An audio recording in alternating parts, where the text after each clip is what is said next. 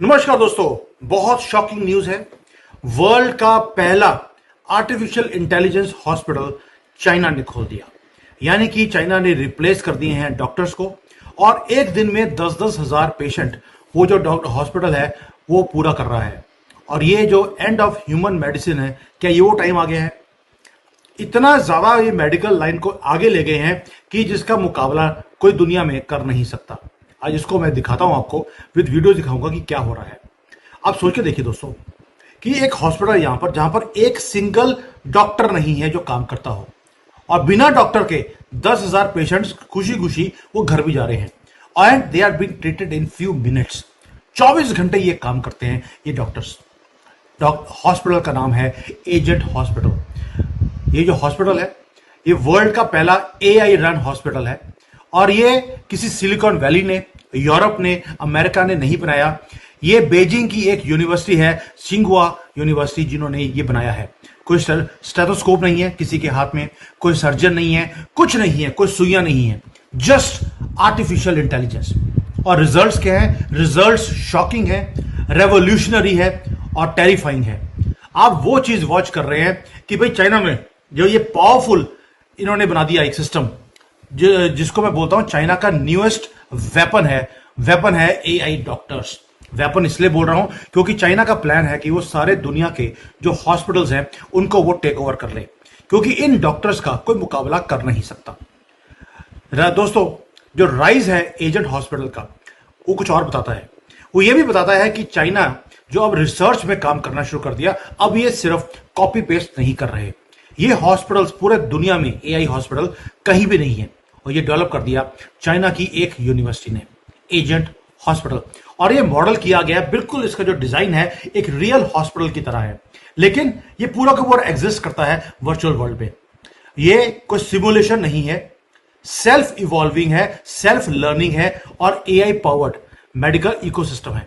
इसके अंदर 42 डॉक्टर्स हैं, नर्सिस हैं, सभी के सभी जो है वो लार्ज लैंग्वेज मॉडल्स के ऊपर वो बेस्ड हैं। जैसे चैट जीपीटी है उसके ऊपर बेस्ड हैं। उसके अंदर उनको मालूम है कि स्टीरॉइड्स क्या होते हैं, ट्रेनिंग क्या होती है, क्लिनिकल मेडिसिन कौन सी होती है, हर चीज इनको सिखाई गई है इस सिस्टम के अंदर। ये जो एआई डॉक्टर्स हैं वो सोते नहीं है, वो रेस्ट नहीं करते ह्यूमन बींग्स की तरह। वो ना ही रिश्वत लेते हैं और ना ही वो कोई चीज को भूलते हैं। जैसे ही वहां जाते हैं, आप अपना पासपोर्ट दिखाते हैं या चाइनीज आईडी दिखाते हैं, उसके सामने आपकी सारी मेडिकल हिस्ट्री उस रोबोट के पास, उस आर्टिफिशियल इंटेलिजेंस के सामने वो आ जाती है। वो एक टाइम पर 10-20 हजार पेशेंट्स को एक टाइम पर वो देख सकते हैं and in just few seconds वो आपका इलाज भी कर देते हैं। जो काम एक ह्यूमन डॉक्टर को करने में 2 साल लगेंगे, ये डॉक्टर्स आर्टिफिशियल इंटेलिजेंस वाले वो एक दिन में वो काम हो जाता है। एक्यूरेसी इतनी टेरिफाइंग है कि मेडिकल वर्ल्ड हिल चुका है।